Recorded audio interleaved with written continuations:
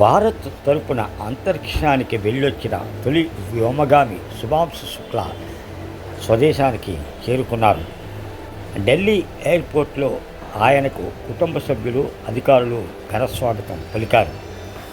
Indian air ఫోర్స్లో group captain అయిన శుభాంశు ఆక్యం 4 మిషన్లో భాగంగా ఈ ఏడాది జూన్ 25న డ్రాగన్ అంతరిక్ష నౌకలో ప్రయాణించిన 4 సిబ్బందిలో శుక్లా కూడా ఒకరు. 18 రోజుల పాటు ఐఎస్ఎస్లో గడిపిన శుక్లా జూలై 15న సురక్షితంగా భూమికి తిరిగి వచ్చారు.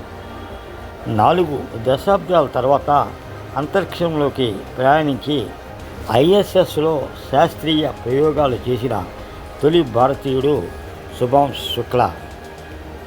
శుభాంశు శుక్లా 1985 అక్టోబర్ 10న లక్నోలో జన్మించారు. తండ్రి శంభూ దయాల్ శుక్లా, తల్లి ఆశా శుక్లా, భార్య కామ్నా మిశ్రా. శుభాంశు అంతరిక్ష ప్రయాణంపై శుభాభినందనల ఫోన్ కాల్స్ అందుకోవడంలో బిజీ అయిపోయారు.